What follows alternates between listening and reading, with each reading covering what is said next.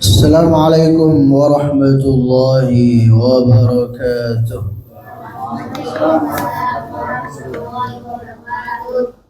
Alhamdulillahi ala ihsanih wa syukru lahu ala taufiqihi wa amtinanih.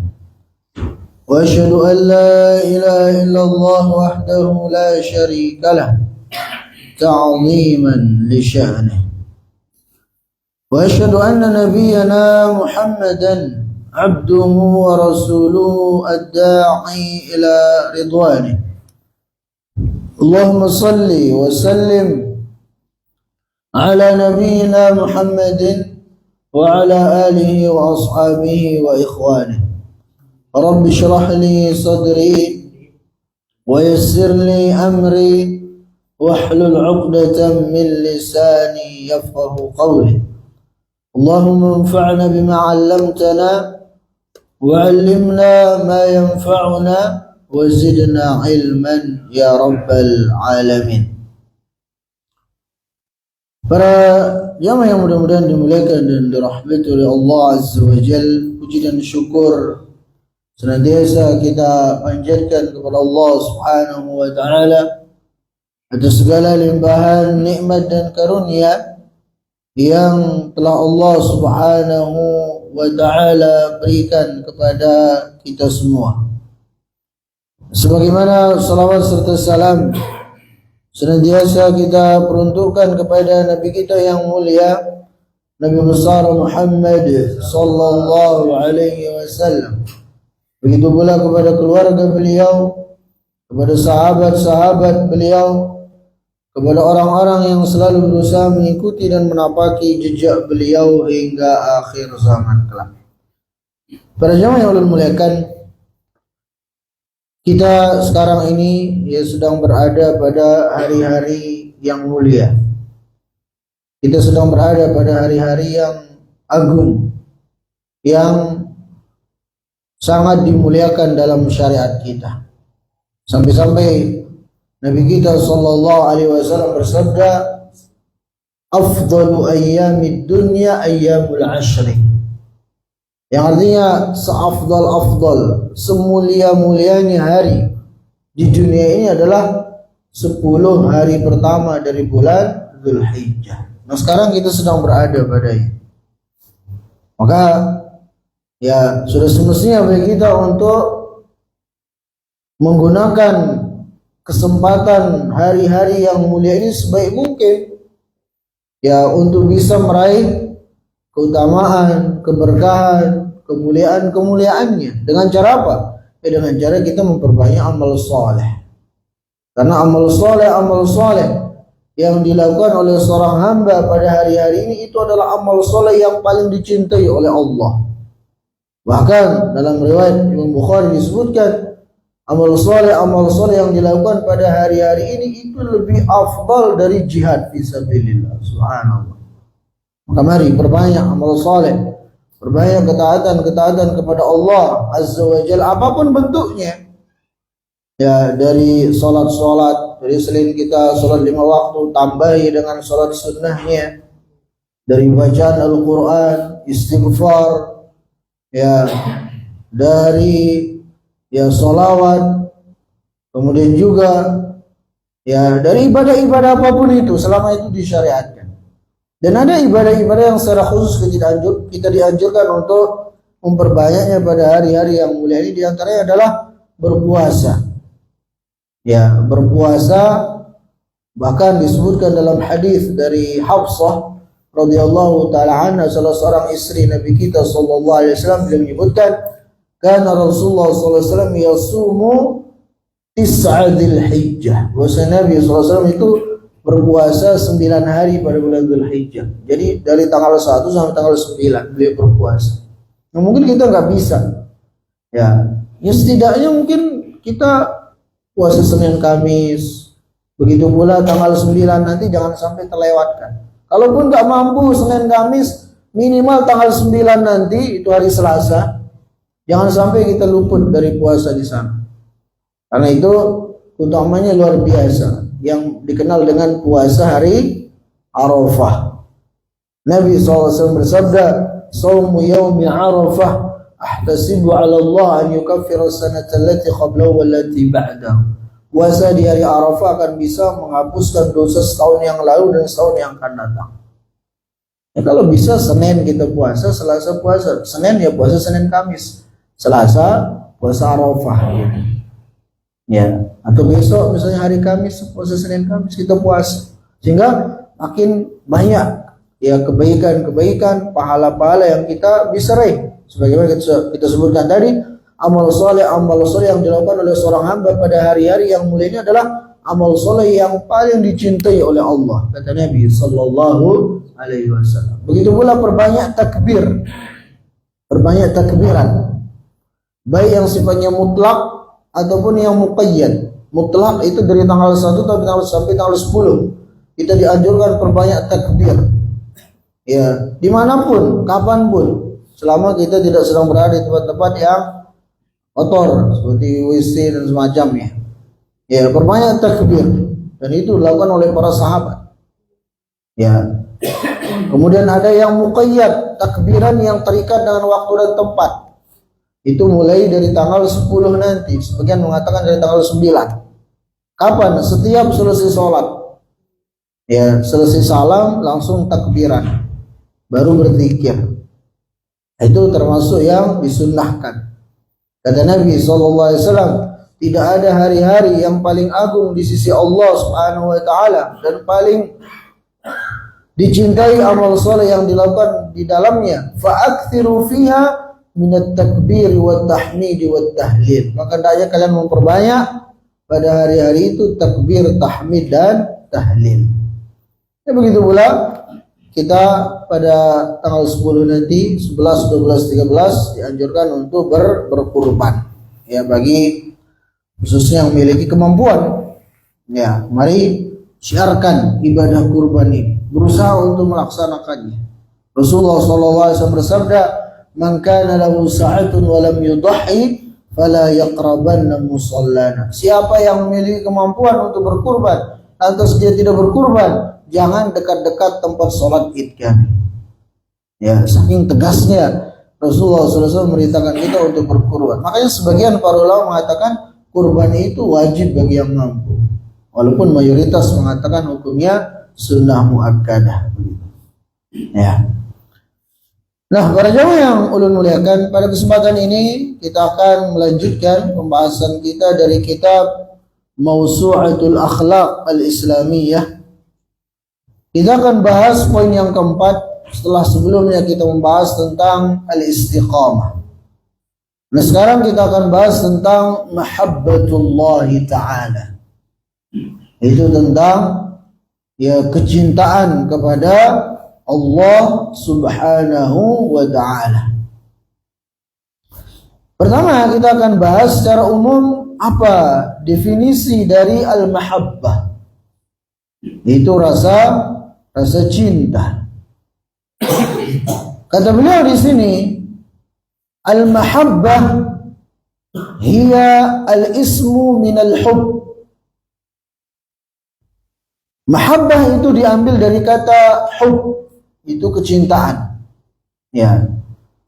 Allati tadullu ala al-luzumi was-sabat. Yang menunjukkan ya kepastian dan ketetapan.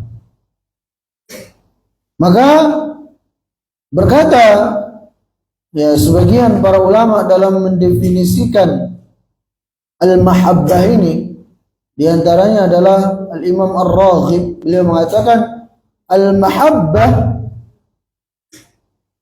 hiya iradatu ma tarahu aw tadhunnuhu khaira. Itu ketika ya cinta itu adalah ketika seseorang menginginkan ya kebaikan dari apa yang dia lihat. Ya, itu ketika dia menginginkan dari apa yang dia lihat atau apa yang dia sangka kebaikan padanya. Wa mahabbatullah ta'ala lil 'abdi in'amuhu alaihi. Sedangkan kecintaan Allah Subhanahu wa taala kepada hamba-hambanya, kata beliau, adalah Allah Subhanahu wa taala memberikan karunia-karunia kepada si hamba tersebut. Wa mahabbatul abdi lahu, sedangkan yang dimaksud dengan cintanya seorang hamba kepada Allah Subhanahu wa taala maksudnya talabuz zulfa ilaihi. Itu ketika seseorang berharap agar dijadikan dekat dengan Allah Subhanahu wa taala. Ya, didekatkan, dicintai, ya, menjadi mendapatkan posisi yang dekat dengan Allah Subhanahu wa taala. Ya, itu arti dari kecintaan seorang hamba kepada Allah Subhanahu wa taala. Itu harapan seorang hamba itu agar diposisikan sedekat-dekatnya dengan Allah Subhanahu wa taala. Ya. Maka ini mirip dengan waliullah. Jadi seorang dikatakan waliullah kapan? Ketika si hamba itu dicintai oleh Allah Subhanahu wa taala, sehingga si hamba itu pun didekatkan kepada Allah Subhanahu wa taala sedekat-dekatnya. Maka waliullah adalah orang yang dicintai oleh Allah Subhanahu wa taala, sehingga dia pun dekat dengan Allah Subhanahu wa ta'ala. Siapa mereka? Ya, orang-orang yang beriman dan bertakwa. Sebagaimana yang Allah sebutkan dalam surah Yunus, ala inna awliya Allah la khawfun alaihim wa la hum yahzanun alladzina amanu wa kanu yattaqun. Sungguhnya wali-wali Allah, maksudnya orang-orang yang dicintai oleh Allah, orang-orang yang dekat dengan Allah Subhanahu wa ta'ala, adalah mereka tidak akan merasakan rasa sedih dan rasa takut. Siapa mereka? Itu orang-orang yang beriman dan bertakwa. Nah, kemudian berkata Imam Ar-Raghib tentang makna al-mahabbah secara istilah adalah mailun nafsi ila ma tarahu wa tadhunnuhu khaira. Itu kecondongan, ya, jiwa seorang hamba terhadap apa yang dia lihat, terhadap apa yang dia anggap ada kebaikan padanya. Ya, maka jiwanya itu pun condong kepada, ya, yang dia cintai itu, baik itu kepada makhluk ataupun kepada, ya, al-Khaliq, itu Allah Subhanahu wa ta'ala. Nah, kemudian para jamaah yang Allah muliakan, adapun kedudukan dari al-mahabbah, ya, rasa cinta ini, maka al-Imam Ibnul Qayyim rahimahullahu ta'ala beliau mengatakan al-mahabbatu hiya al-manzilatu allati fiha tanafasal mutanafisun. Kata beliau, mahabbah atau rasa cinta ini adalah kedudukan yang padanya berebut atau berlomba para pesaing. Wa ilaiha syakhasal amilun, dan kepadanya orang-orang berusaha keras. Ya, artinya orang kalau sudah cinta kepada sesuatu, maka dia akan berusaha mengerahkan tenaganya untuk, ya, bisa menggapai apa yang dia cintai itu. Dia akan mengerahkan, dia akan berlomba-lomba, ya, untuk bisa dekat dengan yang dia cintai. Dan ini berlaku dalam segala hal. Ya, para pencinta dunia misalnya, kenapa mereka kerja siang malam, banting tulang banting, ya? Kenapa? Karena cintanya kepada dunia. Berawal dari cinta, kemudian dari sana kemudian dia, ya, termotivasi, tersemangati, sehingga hari-harinya terus cari dunia itu. Ya, makanya boleh mengatakan, ya, cinta itu akan menjadikan seorang bekerja keras untuk meraih apa yang dia cintai itu.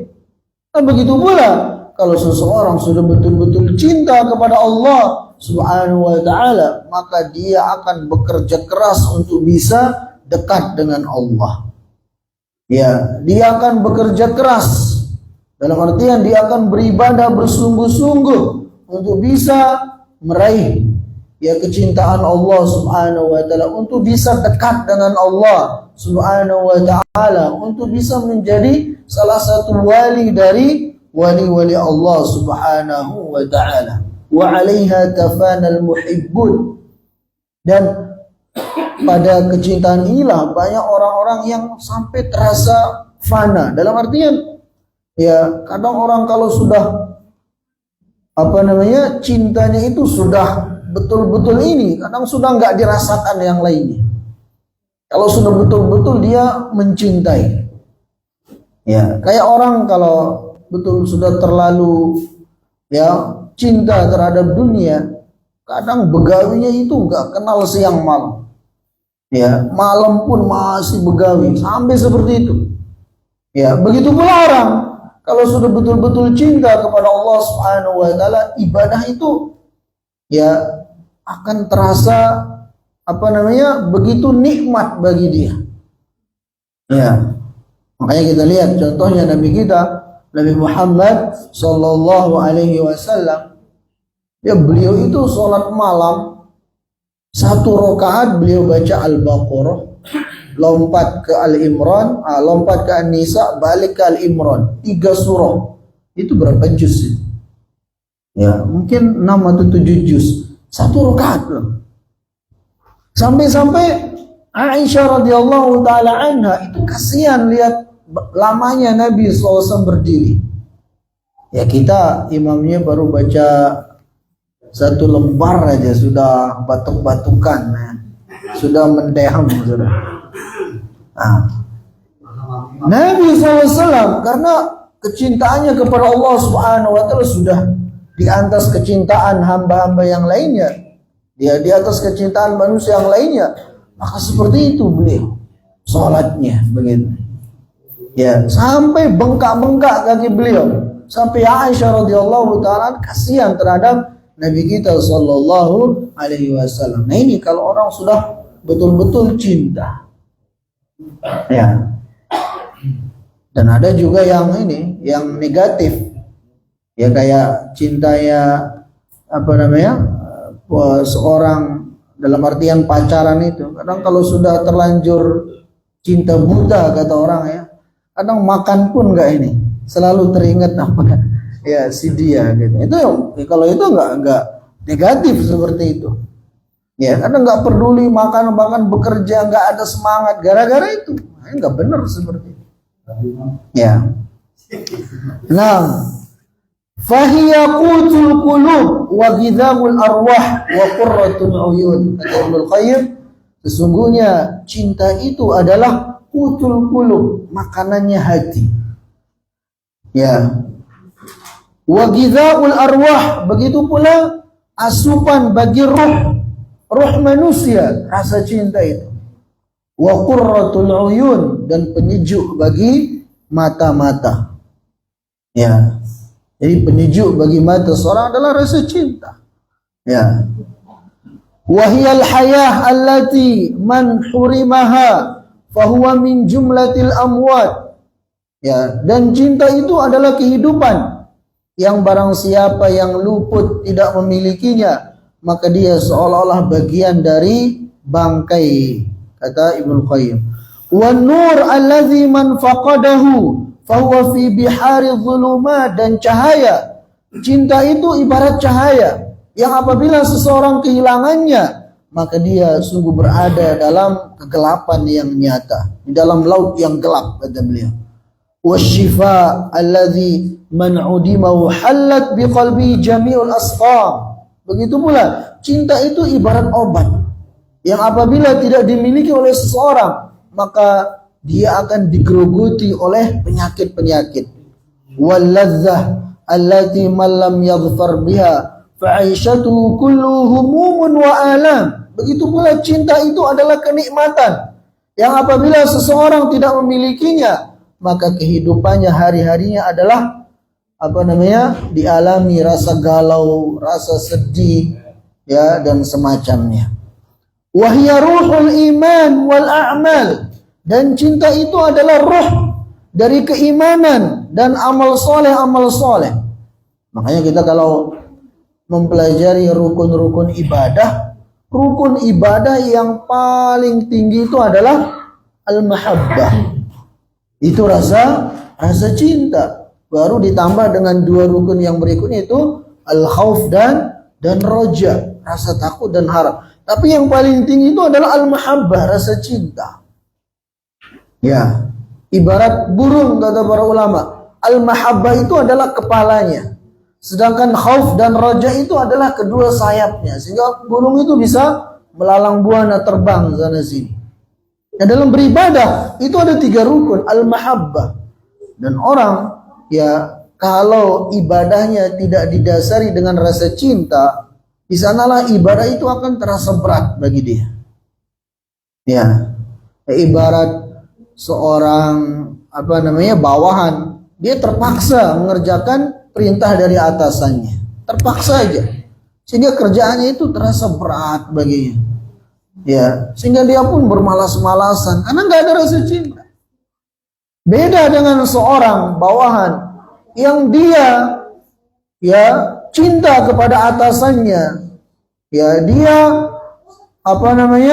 memuliakan atasannya, maka perintah-perintah dari atasan itu akan terasa mudah untuk dia lakukan. Akan terasa senang tatkala dia mengerjakannya. Dia mengerjakan perintah dari orang yang dia cintai, karena kan ringan. Nah, begitu pula dalam beribadah. Ya, makanya dikatakan oleh Ibnu Qayyim, cinta itu ya adalah ruhnya iman, ruhnya amal saleh. Kalau semuanya kita dasari dengan cinta, semua akan terasa indah, semua akan terasa ringan. Kita akan semangat untuk melakukannya. Ya, wal maqamat wal ahwal allati man khalat minha fayakal jasad alladzi la ruha fi. Dan cinta itu ibarat nyawa yang apabila tidak ada pada diri seorang, maka dia ibarat jasad yang tidak ada ruh padanya, dan seterusnya ya tentang cinta yang disebutkan oleh Imam Ibnul Qayyim rahimahullah taala. Kemudian kata Syekh di sini, wa qad qadallah, dan Allah Subhanahu wa taala telah menetapkan yauma qaddara maqadiral khalaiq bimasyiati wa hikmatil baligha annal mar'a ma'a man ahabba fayalaha min ni'matin 'alal muhibbina sabiqatan. Dan Allah Subhanahu wa taala menetapkan bahwasanya seseorang nanti di hari kiamat itu akan dikumpulkan bersama orang-orang yang dia cintai. Ya. Maka masing-masing dari kita ini lihat di dunia ini siapa orang-orang yang kita cintai. Siapa orang-orang yang menjadi idola kita. Nanti di hari kiamat kita akan dikumpulkan bersama mereka. Jangan sampai yang kita cintai, kita idolakan orang-orang kafir, sehingga kita dikumpulkan nanti bersama mereka. Ya, baik itu dari bintang-bintang film misalnya, artis-artis, pemain-pemain bola, itu yang kita idolakan, yang kita cintai. Hati-hati. Ya, karena Nabi SAW bersabda, yuhsyarul mar'u ma'a man ahabba. Seorang itu akan dikumpulkan di hari kiamat bersama orang yang dia cintai. Ya, makanya pernah datang kepada Nabi SAW ya seorang sahabat. Kemudian sahabat ini nanya kepada Nabi SAW, ya Rasulullah, mata sa'ah? Wahai Rasulullah SAW, kapan hari kiamat itu? Ya, kata Nabi SAW, mada a'adatta laha? Memangnya apa yang telah engkau persiapkan untuk menghadapi hari kiamat itu? Karena memang masalah kapan hari kiamat Nabi sendiri nggak tahu, dan kita nggak perlu mencari tahu. Tugas kita adalah bersiap-siap untuk menghadapi hari kiamat itu, baik kiamat kecil itu kematian kita ataupun kiamat besar. Ya, maka Nabi SAW bertanya, mada a'adatta laha? Apa yang telah engkau persiapkan untuk ya menghadapi hari kiamat itu? Maka sahabat itu mengatakan, hubbullah wa rasulah. Yang aku persiapkan oleh Rasulullah sallallahu alaihi wasallam untuk menghadapi hari kiamat adalah kecintaanku kepada Allah dan kecintaanku kepada Anda ya Rasulullah sallallahu alaihi wasallam. Maka Nabi sallallahu alaihi wasallam bersabda, al-mar'u ma'a man ahabba. Seorang itu nanti di hari kiamat akan dikumpulkan bersama orang-orang yang dia cintai. Nah, kemudian para jamaah yang mudah-mudahan dimuliakan dan dirahmati oleh Allah Azza wa Jalla. Kemudian poin yang berikutnya yang beliau sampaikan di sini adalah anwa'ul mahabbah. Macam-macam cinta ditinjau dari yang dicintai. Lil mahabbati bihasabi ma nuhibbum anwa'un thalathah. Jadi ditinjau dari sesuatu yang dicintai, ditinjau dari apa yang dicintai oleh seseorang. Mahabbah itu ya terbagi menjadi 3. Al-awwal mahabbatullahi ta'ala. Yang pertama adalah kecintaan kepada Allah Subhanahu wa ta'ala. Dan ini kecintaan yang paling agung. Ya, kecintaan yang tertinggi yang seorang hamba harus menempatkan cintanya itu adalah harus yang tertinggi kepada Allah Subhanahu wa ta'ala. Ya. Wa hiya an tahaba kullaka liman ahbabta. Yaitu tatkala seseorang dia menghibahkan, memperuntukkan jiwa raganya kepada Allah Subhanahu wa ta'ala. Wal murad an taba iradataka wa azmaka wa af'alaka wa nafsaka wa malaka wa waqtaka liman tuhibbu. Itu dengan cara Anda menghibahkan, memperuntukkan keinginan Anda, tekad Anda, ya, amal perbuatan Anda, bahkan diri Anda, harta Anda, waktu Anda kepada Allah Subhanahu wa ta'ala. Wa taj'ala habsan fi mardati wa mahabbi. Dan Anda jadikan itu semua dalam rangka bagaimana bisa menggapai ridha Allah Subhanahu wa ta'ala.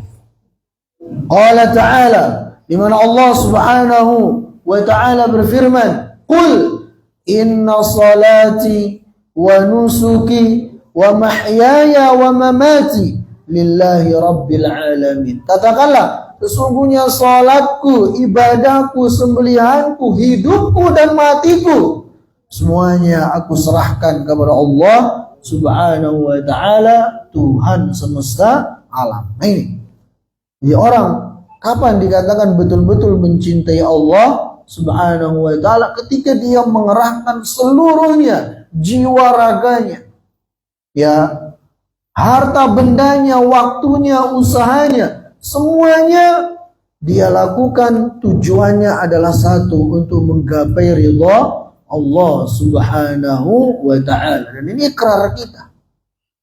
Ya. Wa hadhil mahabbatu fardu 'ainin li'anna al-'ubudiyyata ma'qudatun biha. Dan kecintaan seperti ini, itu kecintaan kepada Allah Subhanahu wa ta'ala, itu hukumnya fardu 'ain. Wajib bagi setiap muslim dan muslimah untuk menjadikan Allah adalah zat yang paling dia cintai dari siapapun. Ya, dari istri dan anak-anaknya, dari hartanya, dari bisnisnya, bahkan dari dirinya sendiri sekalipun. Harus Allah Subhanahu wa ta'ala yang paling dia cintai. Ya, li'anna al-'ubudiyyah ma'qudatun biha. Karena penghambaan seorang hamba itu sangat erat kaitannya dengan kecintaan kepada Allah Subhanahu wa ta'ala. Ya. Qala ta'ala, Allah Subhanahu wa ta'ala berfirman, ini mengingatkan kepada kita agar Allah Subhanahu wa ta'ala itu kita jadikan yang tertinggi dalam mahabbah, dalam kecintaan kita. Allah berfirman, "Qul in kana aba'akum." Katakanlah, jikalau seandainya bapak-bapak kalian, wa abna'akum atau anak-anak kalian, wa ikhwanakum atau saudara-saudara kalian, wa azwajakum atau istri-istri kalian, wa ashiratukum atau keluarga kalian, wa amwalun iqtaraftumuha atau harta benda yang kalian miliki, wa tijaratun takhshawna kasada atau bisnis yang kalian takutkan kerugiannya, wa masakinu tardawna atau tempat-tempat tinggal yang kalian ridhoi, ahabba ilaikum minallahi wa rasulih, itu semua lebih kalian cintai daripada Allah dan Rasulnya. Jadi kalau kalian lebih cinta kepada bapak-bapak kalian, anak-anak kalian, saudara kalian, istri suami kalian, keluarga, harta benda, bisnis-bisnis, itu lebih kalian cintai daripada Allah Subhanahu wa taala, kemudian Rasulnya, wa jihadin fisabilillah, begitu pula lebih kalian cintai daripada jihad fisabilillah, fatarabbasu, maka tunggulah hatta ya'ti Allahu bi amrih, sampai Allah Subhanahu wa taala akan datang dengan perkaranya, dengan urusan itu, dengan azab yang akan menimpa kalian. Ya, wallahu la yahdil qaumal fasiqin. Sungguhnya Allah Subhanahu wa taala itu tidaklah memberi hidayah kepada kaum yang berbuat kefasikan. Lihat. Ya, dalam ayat ini menunjukkan kepada kita dalam hal mencintai itu harus Allah Subhanahu wa taala berada pada tingkat tertinggi. Ya. Jadi cintai Allah, ya, baru kemudian Rasulullah sallallahu alaihi wasallam. Ya, baru kemudian diri kita, keluarga kita, harta benda kita, anak-anak kita, itu levelnya di bawah cinta kepada Allah, kemudian Rasulullah sallallahu alaihi wasallam. Itu urutan dalam hal mencintai. Kalau ternyata kemudian ya keluarga kita, harta benda kita lebih kita cintai daripada Allah dan Rasulnya, maka tunggu, kebinasaan akan menimpa kita. Ini yang Allah sebutkan dalam surah At-Taubah ayat 24. Ya, sehingga kalau berbenturan antara kecintaan kepada keluarga kita dengan kecintaan kepada Allah, maka Allah yang harus kita dahulukan.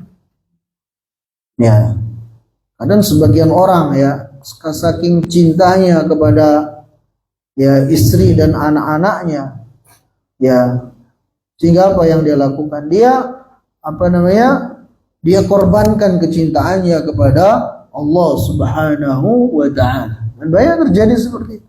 Istrinya ya merengek, minta ini minta itu, anaknya minta ini, minta mobil, minta rumah gini misalnya. Karena dia nggak peduli sudah. Ya, untuk cari duit yang penting bisa memenuhi keinginan istri dan anak-anaknya, mau dengan cara halal haram nggak peduli. Nggak peduli dengan kecintaannya, nggak peduli dengan ridho Allah Subhanahu wa ta'ala. Bahaya seperti itu. Ya, harusnya kalau berbenturan antara ya kecintaan atau keinginan orang yang kita cintai dari makhluk dengan keinginan Allah Subhanahu wa taala, keinginan Allah Subhanahu wa taala yang harus kita dahulukan. Kecintaan kepada Allah Subhanahu wa taala yang harus kita dahulukan. Ya, dan kalau keluarga seperti itu, maka mereka ya akan menjadi orang-orang yang bermusuhan nanti di hari kiamat. Walaupun jujurnya mereka saling mencintai. Dalam Al-Quran Allah berfirman, al-akhilla yawma idzin ba'duhum li ba'din adu illa al-muttaqun. Orang-orang yang saling mencintai di dunia, nanti di akhirat mereka akan saling bermusuhan, kecuali orang-orang yang bertakwa, yang membangun keluarganya di atas takwa, ya, di atas saling tolong menolong dalam amal saleh, maka mereka lah yang akan saling mencintai di dunia dan di akhirat. Nah, kemudian para jamaah yang mudah-mudahan dimuliakan dan dirahmati oleh Allah Azza wa Jalla, yang kedua dari jenis mahabbah adalah mahabbatun Nabi sallallahu alaihi wasallam. Wa hiya aidan fardu ainin, dan ini juga hukumnya fardu ain. Cinta kepada Rasulullah sallallahu alaihi wasallam. Dan nanti kita akan bahas setelah ini tentang dengan detail bagaimana cinta kepada Rasulullah sallallahu alaihi wasallam. Kemudian jenis cinta yang ketiga adalah mahabbatul mu'minin, yaitu mencintai orang-orang yang beriman. Wa hiya aidan fardu ainin, dan ini juga hukumnya fardu ain, wajib mencintai sama mukmin. La yastakmilul abdu imanu illa biha, dan sungguh tidak akan sempurna iman seorang hamba kecuali dengan dia mencintai saudaranya sama mukmin. Ini pun nanti akan ada pembahasannya secara khusus. Nah, sekarang kita lanjutkan tentang jenis cinta yang pertama tadi, itu mahabbatullah. Itu tentang alamatu mahabbatillahi ta'ala. Ya, apa saja tanda-tanda, ciri-ciri seseorang itu cinta kepada Allah Subhanahu wa ta'ala. Berapa menit? 2 menit, 3 menit. Nanggung ya, ini bahasanya panjang. Insya Allah kita akan bahas pada kesempatan yang akan datang. Naktabi bihadza, subhanakallahumma wa bihamdika, asyhadu an la ilaha illa anta, astaghfiruka wa atubu ilaik. Assalamualaikum warahmatullahi wabarakatuh.